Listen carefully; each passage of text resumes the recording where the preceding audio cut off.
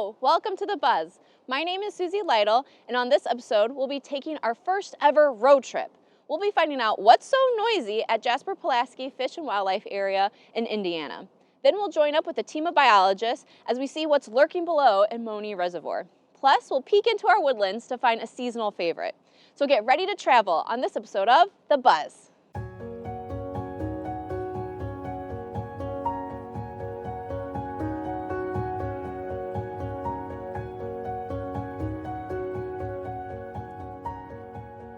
There's one sound that I'll hear that makes me just stop. It's like loud trumpets in the sky. It's the calls of the migrating sandhill cranes. These aren't just your average geese flying overhead. There's something special about these birds that give me goosebumps. They're ancient, they're big but graceful, and they're social. Now, we've covered sandhill cranes before on The Buzz, but this year we want to take you on a road trip. For over a decade, staff at Plum Creek Nature Center have been taking visitors to Jasper-Pulaski Fish and Wildlife Area for an experience they'll never forget. So we're gonna head to Maryville, Indiana, which is about an hour, a little over an hour from Will County. This is a spot where the cranes will stage, visit, refuel, and you just don't see a couple cranes. We can see up to 10,000, 20,000, and in peak years, 30,000 birds. So come on, let's hit the road. All right, we are officially on the road now. A lot of this trek is kind of on back roads throughout the country, and I make sure, even though you're driving, try to check all the fields because it's possible that you could see sandhill cranes and even whooping cranes in these farm fields as you're driving to our Jasper-Pulaski destination. And I try to think about what makes me just love these cranes so much. When you talk to birders, there's usually one bird that gets them into birding. And I'm just thinking okay, so what was the one moment that got me into sandhill cranes? And I realized it was when I first got hired with the Forest Preserve, and I was leading a group of visitors to Jasper-Pulaski for the first time. And I just think the memories of it being so loud, there's so many cranes that it just echoes throughout the whole field. And seeing them fly in with their legs dangling, getting ready to take for a landing, those memories are just seared into my brain. We have officially arrived at Jasper-Pulaski Fish and Wildlife Area, and from here I can already see a few cranes, but to get a closer look to make it to the observation decks, you're going to take this short trail. Along this trail, look out for these little signs. They are quizzing you about sandhill cranes. Once you've arrived at the observation decks, make sure to check out the kiosk. This has the quiz answers plus other fun facts about the sandhill cranes, and most importantly, sign in for a viewing permit. These permits help Jasper-Pulaski figure out how many visitors they have. I hope the sound is coming across because it's just crazy. As each group comes in, they're calling. The groups out there are already making noise. I mean, one crane is loud, but imagine 4,000 all in one place. It's almost like you need earplugs. The magic of this call is all in the trachea. They have a really long one, and they can actually control making it longer or shorter. The louder the call, it could mean that there's a predator nearby. Or they can make a soft purring kind of click sound, and that's saying that they're getting ready to take off. Jasper-Pulaski Fish and Wildlife Area was acquired in 1929. It first started out as a game farm and a game preserve. Today it has grown to 8,000 acres. You can still hunt, fish, and trap, plus there is a shooting range and a dog training area, plus this observation tower and platforms to view the cranes. After speaking with Jasper-Pulaski's property manager, it is thought that these cranes have probably come here long before it was ever designated a fish and wildlife area. It wasn't until the 1990s where they saw large numbers of cranes coming, and it's thought that the management meant for geese also worked really well for the sandhill cranes. Behind me is the staging area where the cranes will meet up with each other, socialize, and even feed a bit.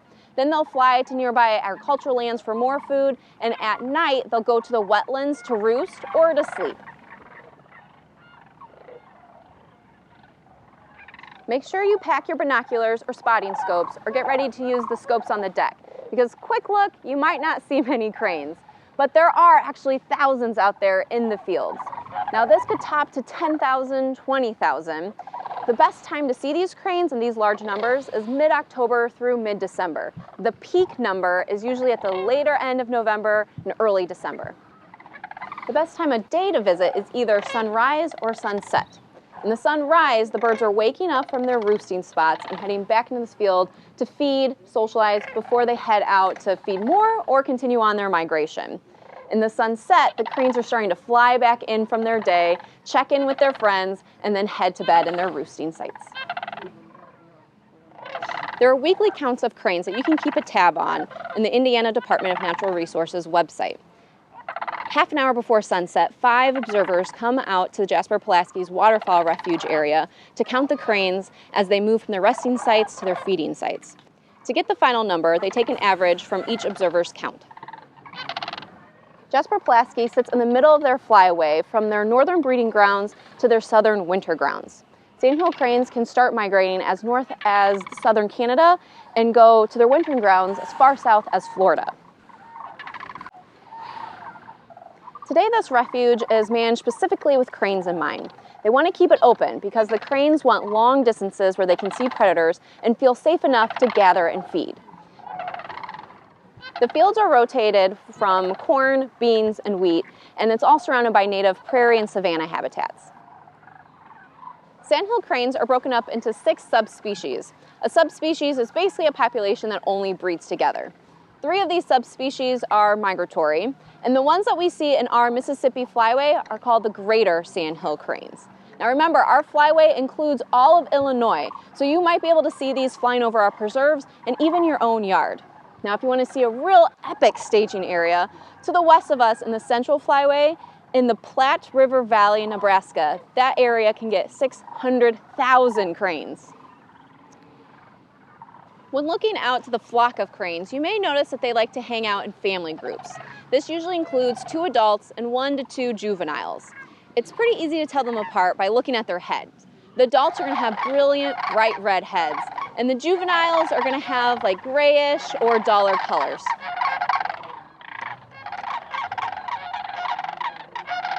So I've spotted 3 cranes, and it's so fun. It looks like they're socializing, trying to talk to each other. They're like opening their wings, they're bobbing their head, they're jumping all around. It's really a fun sight to see. Sandhill cranes are omnivores, eating both in land and water. They use their long bills to even poke the ground looking for seeds or insects, or they'll fling something in the air and catch it. This is really good for us because they're eating insects and rodents that could cause damage to the crops. To gain a little more perspective, when you're watching these birds jump in the air and flap their wings, they stand about 3 to 4 feet high, and their wingspan is 5 to 7 feet. We saw a lot of action about an hour before sunset, and these birds just kept coming. They fly in waves, like group of 30 here, another 20 here, 10 here. It was just something amazing just to see them keep coming and coming in. Sandhill cranes were once in danger due to hunting and habitat loss, but really their populations have come back. They've steadied in numbers or even increased in the past decades. One crane that's not as fortunate is the whooping crane. These cranes are federally endangered. It's a rare sight to see them in Illinois migrating, but it does happen. So make sure you scan all the sandhill cranes looking for this white bird, because we have seen them mixed in while flying and here at Jasper-Pulaski. In our flyway, it's estimated that there's only 80 birds. That's just crazy to me because I went to high school with more students than that. Even if you don't consider yourself a serious birder, coming to Jasper-Pulaski Fish and Wildlife Area is totally worth it. You'll be surrounded by these elegant birds that are known to be the oldest birds on Earth according to their fossil records. These birds are loud and charismatic as they check in with their fellow travelers. And remember, you could see these in our preserves or in your yard. So next time you see a V formation in the air, check to see if it's just geese or the legendary sandhill cranes.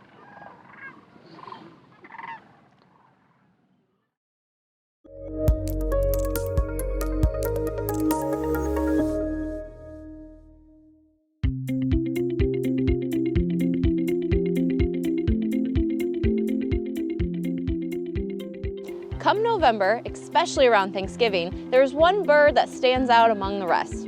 the turkey. And now your centerpiece of your holiday feast is most likely a domestic farm-raised one. Wild turkeys do call our preserves home, and it's about time we give them a little appreciation for their way of life. Turkeys are big. They're mostly brown with some iridescent feathers that glimmer green or bronze in the sunlight. Male turkeys, also called toms, stand 3 feet tall and weigh about 18 to 24 pounds. Females are a little shorter and about half the weight. Both males and females have a flap of skin that hangs from their chin called a wattle. Now, it's more pronounced on males, but what's really cool is that it can change with their mood. When they're ready for mating season, it'll be bright, bold red. When they're afraid, it can appear more blue. When they're feeling ill, it can be pale or white. All these color changes just depend on how much blood flow is getting into the wattle. Wild turkeys are fast. They can run up to 12 miles per hour and even fly in short bursts up to 55 miles per hour. Now, they're usually flying to get up to a tree branch to escape a predator or sleep for the night. You can find turkeys year-round in mature woodlands, but in nesting season, they may be more along the forest edges or in grasslands. They can have about 18 eggs, and within 24 hours, those babies are ready to leave the nest. However, it will take them a week or two to learn how to fly. Wild turkeys are mostly herbivores, eating plant-based foods like seeds, grains, and leaves. But they're also known to add insects or spiders to their diet, and even larger animals like frogs and snakes.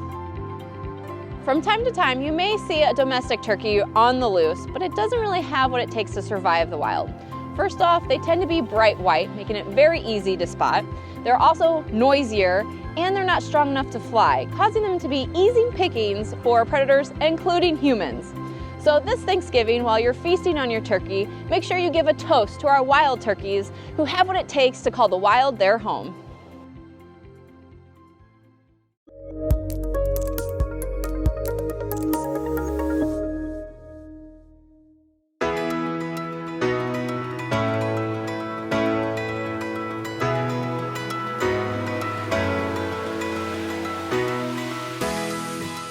When you look into our rivers, lakes, and reservoirs, have you ever wondered what fish live deep below? Well, the Forest Preserve District of Will County team up with the Illinois Department of Natural Resources to conduct surveys to try to figure out how healthy and strong our fish populations are. These surveys are conducted in rotation, and Money Reservoir is one on the list. Today's survey is called electrofishing. And electrofishing is putting low currents of electricity in the water that stuns the fish. Our team includes IDNR fishery biologists Brendan Caputo and Seth Love, plus our district wildlife ecologist Becky Blankenship.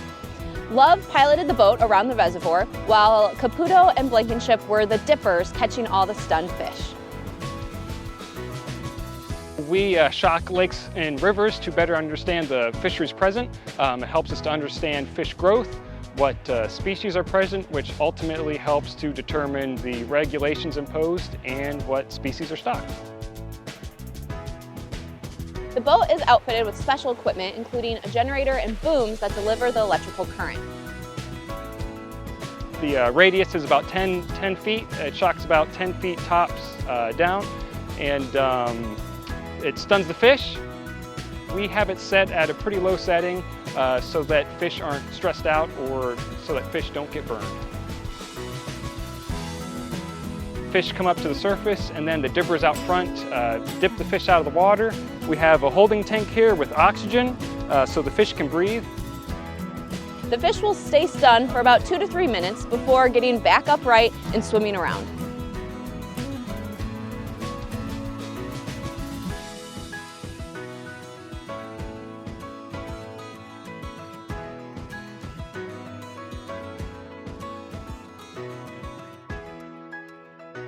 One by one, they collect data on the fish. We found lots of fish ranging in sizes of a tiny bluegill about the size of a goldfish to a monster 10-pound catfish. Now, this data is essential to gain insight on how to keep these fish happy and healthy.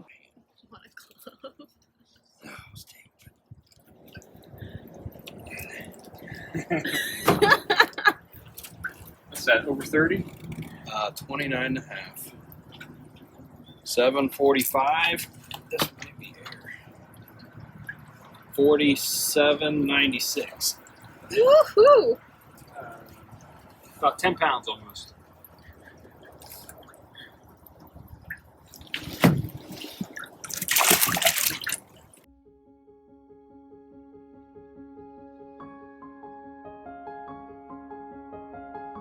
Electrofishing is so much fun. It is something that I don't get to do independently as part of my job, so because we have this cooperation, I get to experience a part of fisheries that I wouldn't normally get to do. It's a lot of work, but it's also really fun. It makes you really focus on the flashes of the fish popping up and using muscles that I need to work on owning to scoop the fish up. And it's a cool perspective that I get to see what the actual fish are that we're pulling up out of these waters. So in the wintertime, we'll look at the fish data. We'll look at lengths and weights and body condition, which is an index of how plump the fish are. That helps us understand fish growth and if there's enough forage or if there's adequate forage for fish growth. The Forest Preserve also uses this data to set the proper harvest limits. These limits keep the fish population in balance. The limits are in place so the fish don't get overcrowded, stunted, or over-harvested. Setting a correct regulation is extremely important. Harvest is really important to properly manage a fishery. A lot of people believe that catch and release is really the only way to manage a fishery. And in some cases that can work if you've had a winter kill or summer kill where you're trying to protect that fishery from harvest to allow spawning to take place. Catch and release can be really useful, but proper harvest is extremely beneficial because it will help to keep your fish from getting crowded or stunted, so you won't have a bunch of really thin, unhealthy fish. It helps to alleviate bottlenecks in forage availability.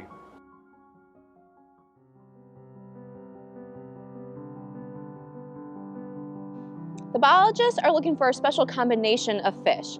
In nature, everything has its checks and balances, including these fish. So some species serve as prey, while others are predators, but they all have a role to play. During the survey, they caught a good amount of bass, bluegill, sunfish, catfish, but they also found an unwelcome fish. Yellow perch was not stocked at Monee Reservoir, and this one's a little concerning because it doesn't really play well with the ecosystem we have set up here. In most Illinois lakes and ponds, you're really looking for the largemouth bass, bluegill, red ear sunfish, and channel catfish combo. That combo of fish species has really been tried and true and it works really well. We got quite a few bass, just about 2 bass per minute, which is really good. I would say that this was a pretty good collection of bass. Larger bluegill were absent, which could be because they spawn in the springtime, so it could just be an artificial view of the data. But I would say it was a pretty good survey. Every few years, these fish also get tested for contaminants for the Illinois Department of Public Health to review. This is important because it will tell us if we need to adjust our limits or advisories. A lot of anglers still eat the fish they catch, so we want to make sure that everyone stays safe. Monee Reservoir is not the only preserve where electrofishing was conducted. Wallen Lake and Lake Shamanwood were also done this year. These surveys are done in the fall because it's when the fish come up from the deeper waters. And this is just one type of survey that is conducted on our local waterways and preserves. The district takes part in many others to get a full picture of how our wildlife and habitats are doing.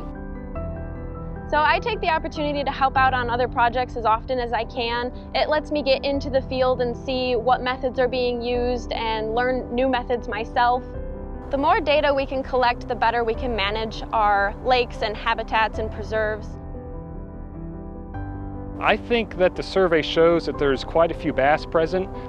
It's not to say that in the summertime they may be difficult to catch just with the vegetation growth, but there's a lot of fish present, which shows that anglers should be able to catch some fish, especially in the spring or late to early fall. Check out Monee Reservoir for your next fishing adventure. There's no ice fishing allowed, but try your luck anytime that there's open water. The concession stand and bait shop are open from March 1st through November 30th each year.